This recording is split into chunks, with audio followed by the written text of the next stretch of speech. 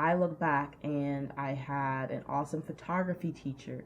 I had an awesome fine art teacher. I had just every opportunity. I got to go to an art camp. I remember that. I got to get scholarships, and all of that was because of the teachers in my community who just, I mean, there wasn't a day I couldn't go in their classroom and ask questions or just sit there and just create or take a break. And so many of the friendships I have now are from sitting in that classroom with that teacher and hanging out with my friends. So many of the good memories I have are from my education. And so I'm forever thankful for that. I also think of I also think of the people in my life who gave me my first camera.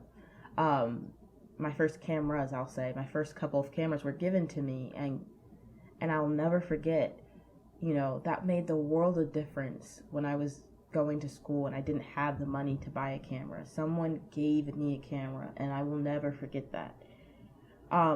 I just remember the rides that people have given me. Just all those moments, community was there in my artist journey. And even recently in my life, just becoming a mom, but just having my mom and my mother-in-law right after my daughter was born in the house. And there's just something about community. So while community has always been around for me, there have been seasons where my life changed and my community needs changed too. So the friendships I had in high school, even though I still have some of those friendships today, were very much around the activities I did. We hung out all the time because we were always at school or at an event. But as I became an adult, as I graduated school, as I became a mom, the community I needed shifted. Now, I have some amazing friends who have just shifted with all the seasons in my life, but I got to a point where I realized that I had gaps in the community that I had. I really never thought about like what friendship looks like when you have kids. Just that's a big shift to go from kind of being able to go and do whatever you want to really having to consider your kids' needs. That's a big shift. I know for people who are not maybe in the season of having kids, but going just from college to a job was a huge social shift because that structure that your job was based around kind of like because that structure that your college life was based around goes away. And I know that a lot of people experience loneliness after that because they were so used to having people around. So I think that this is a relatable topic that not only do you need community, but you have to recognize you have community needs that shift throughout your life. Now, I want to be transparent. I am not an extrovert. Like, I like being around people, but it takes energy for me to be around people. It takes energy for me to put myself out there or to not overthink if I'm saying the wrong thing. So this isn't necessarily about being extroverted or talking to everybody in the room. Creative people can do work alone, but I just believe that we're best when we're together. And, maybe you don't need a whole gang, like you don't need 20 people maybe, but just one person, even one person that you can share your creativity or your life with, that's such a valuable thing to have. So just don't hear me saying you need to be an extrovert or someone that you're not. I'm really just talking about being purposeful about putting yourself out there. And it can be scary, if you have anxiety, it can be scary to maybe be rejected or to feel embarrassed. But I think that community is so important that you do more harm to yourself just isolating. It kind of goes back to feedback, right? We often don't know our impact unless we speak with someone. And now some people, they are confident and they do know exactly how they move through the world. But I don't know. I know a lot of people, and most people I know don't know exactly how they move through the world.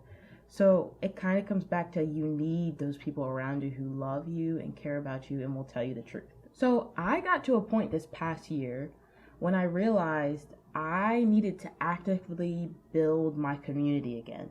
I felt lonely and frustrated and overwhelmed. And it's because there were gaps in the fence of community. And I'm going to kind of try and explain what I mean about that. So I am going to use directions to talk about what I'm going to call the fence of community, right? So I'm going to start here with my left and my right. You can't see me if you're listening, but just, think of the left side of your body and the right side. So when I talk about community, let's talk about first having our peers, right? Those are the people at our left and our right side, the people who are with you, right? They're in the same pace of your life. These are the people who you might work with.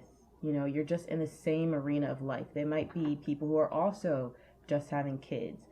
They might be people who are also single right now. They're going through life with you. So I like to have friends who are kind of in two categories. And again, it's not like you always pick these, but it's something you can seek out.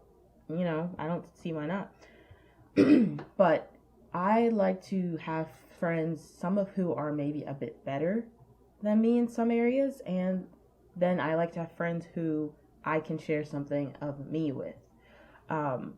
So I have friends, sometimes they're older than me, and so I'm often watching them. I'm watching how they take care of their household, because that's a really relevant thing for me.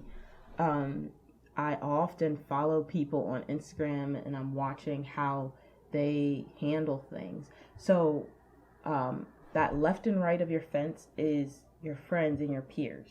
And it's important to have people who you can bounce ideas off of, who you can learn off of, who you can have fun with, who you can just do life with, and you're just there to support each other.